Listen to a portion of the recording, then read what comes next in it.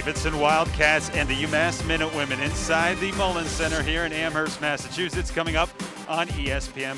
Hello, everybody. Welcome into the broadcast alongside Cam Seibert.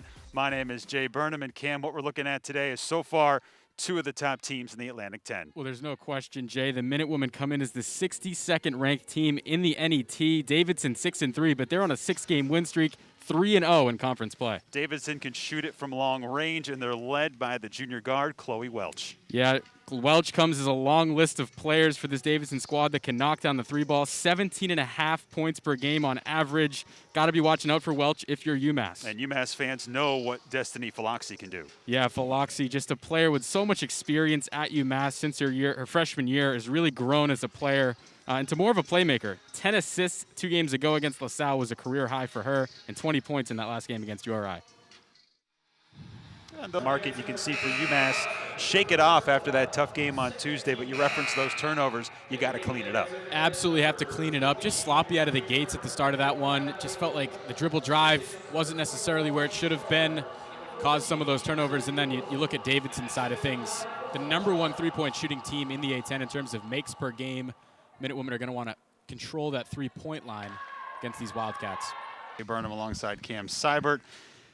And the Minutewomen with a significant lead here after the first 2 quarters, Cam. It really has felt like a team effort for this UMass team. It has. Sydney Taylor at the top of the list with 16 points, but everybody really throwing in their 2 cents. We see Maeve Donnelly make her return, get some buckets, some points on the board, I should say. Maddie Sims as well. Everybody really throwing in their 2 cents. We'll take a look at some of the highlights. We'll start with Davidson.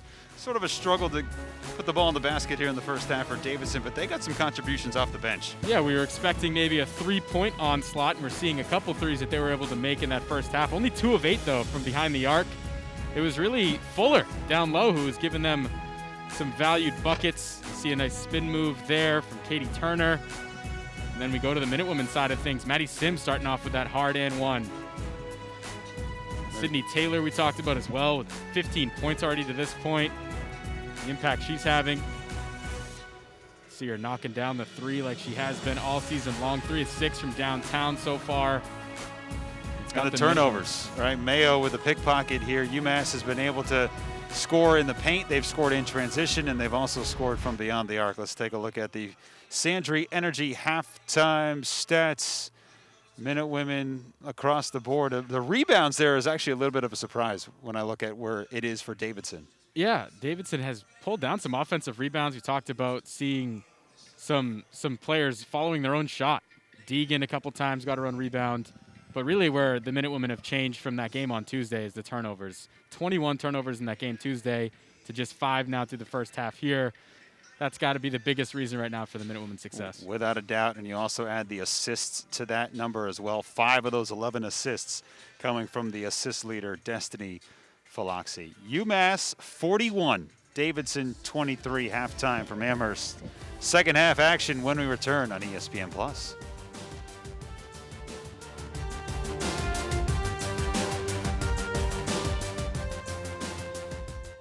Includes a big win in this building a year ago. Yeah, they actually took both of those games last year against Davidson. Just another step in Coach Verdi's process here at UMass and turning this team around. Every year since he's come along, you've seen an improvement in terms of their records. Last year, record-setting season with an 11-game winning streak during the middle of that. So just pretty much everything here at UMass under Coach Verdi is trending in the right direction. And seeing kind of the development year to year. Absolutely, and you see the way Gail Folks kind of lets her players off the leash a little bit. They really play with their instincts. The green light is there for almost anyone on the court when they're behind the arc. You see them shooting without any hesitation, and there's just room for growth when your coach is like that, when they're willing to let you go out on the court and do what you do best. They put you in situations to be successful, and I have to agree. I think Coach Verdi does the same thing on the UMass side. Both running here in this third quarter. Absolutely. Talk about Sydney Taylor. Mentioned it earlier in the broadcast. Haley Lydell, of course, one of the all-time scorers at UMass, moves on last year, and it really gave Taylor the opportunity to step up and fill those shoes. She really has been doing that in a major way. Another chance to show off the skill set. Nice ball fake there for Taylor. 19-point lead for the Minutewomen. UMass out and running here in the third quarter. Sydney Taylor has been the go-to today. 20 points for her. 4 of 8 from 3-point range. Just shy of her career high, which was against Bryant earlier on this season. In fact, now Taylor, in 7 of the 9 games this season, she's reached double figures. This is the 3rd time that she's had 20 points or more. Such a gifted shooter. You can see it in the catch and shoot, but also her ability to ball handle and get to the position on the court that she wants to be in, I think, is what makes Sydney Taylor so successful. And she even moving without the ball today has done a really good job. Yeah, well, that's a really good point. She's been able to get herself open off the screens, off the inbounds. Donnelly hits on the free throw. Looking at the bench points as well, with that 3rd point now, UMass with 3 bench points, but the majority, or almost all of the scoring, has come from the starting 5. With the exception of Maeve Donnelly. Yep. Welch avoids the travel. Fuller in on Sims and somehow found the basket. Put a little English on that one, did Adelaide Fuller, to get it to go with the left hand, spinning it in. Yeah, a little spin there. Yeah. Little Olay. Breen for 3. Wow. She likes the 5 to 10 footers. She likes the 25 footers as well. That one a couple of feet beyond the arc. Sam Breen showing how much of a 3-level player she really is. She's got 13 in this one. Deegan draws the contact and this time gets it to fall. Deegan up to 9 points. Then she'll head to the free throw line with 1:41 to go. Talk about those team leaders taking over games late. Deegan kind of been working her minutes back up as the season's gone on, but here having a huge impact now as 9 points. Just seems like every time the lead starts to stretch a little more for UMass, one of these players, whether it be Welch or Deegan, come back down for the Wildcats to give them a big basket and keep them in it. Fuller hits the first free throw. But you want to play that, upper level competition to start the season. I think UMass, to a certain extent, both on the men's and women's side, kind of missed out on that. Exactly, yeah. This year has just been so weird for those non-conference games and how difficult it just is to schedule them. A lot of what UMass has done on both men's and women's side is more regional scheduling, trying to get the teams that are in New England who can make the trip to a game. Yeah, just 2 made threes so far, both in the first half. End of the 3rd quarter. No look pass. Wow. Philoxy to Sims. How'd she do that? Just a beautiful no-looker, yeah, using the eyes to draw our defender out towards the perimeter, and then quick flash of a pass down low to Maddie Sims, who's going to finish that one more often than not. Like the 25th point for Taylor, spot up from the corner. Had it in automatic mode all night long. Running the break really well, too. We saw a couple times Destiny Philoxy finding Taylor on the break. It's not just shooting the 3. She's been in the paint. Philoxy with 10 assists, by the way. And she'll draw the foul here, looking to dish it out again. I mean, this is the second 10-assist game that she's had in the last 3 contests. And I about a week ago, I asked, it's like, Destiny, why are you improving so much? And it wasn't necessarily anything on the court, just her confidence, she says, is the reason why. And it makes sense with all the experience she's had ever since coming in as a freshman, playing 21 minutes a game as a freshman. That kind of stuff goes a long way. That will ask. She's got 5 rebounds, already double figures in points, and adding to it each and every possession. 17 now for Sam Breen. And a timeout needed. Breen showed the ability to score in the post, behind the arc. That time, ball fake at the arc and drive to the rim. It's really all there for Sam Breen. And so far for Sam Breen, 5 rebounds. She needs 5 more to continue this stretch of double-doubles that she's had in the last 4 games, Cam. She just get it done in so many different ways when you look at her ability to score. Also, saw it in that halftime report. Her nose for the ball on both the offensive and defensive glass. Any coach is going to really be happy to see that out of their big players. Welch, not since the days of Maggie Mulligan. She was the last one to record 4 straight double-doubles. Oh, yeah.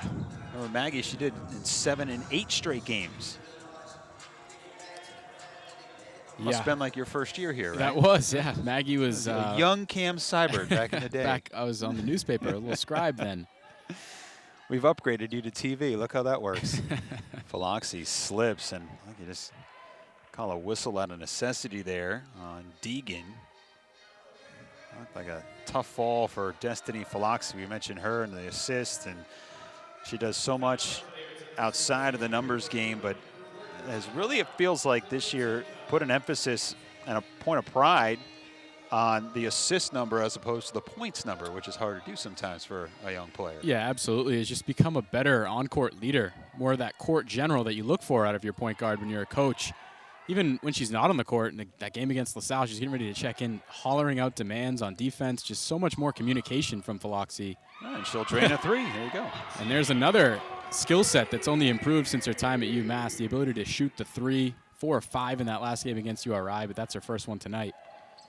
Yeah, good point. And there's a steal, too. It feels like the three-point shot selection for Destiny has been more conscious. Here's Taylor. She'll launch another three, and Sydney Taylor filling it up today inside the Mullins Center. 28 for the sophomore from Huntington Station, New York.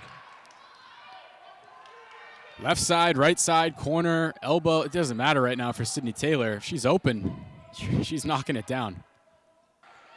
Still, you can see for the Wildcats, and I think it's something that the game of basketball as a whole is really trending towards, where every player on the court can stretch the floor and make the three.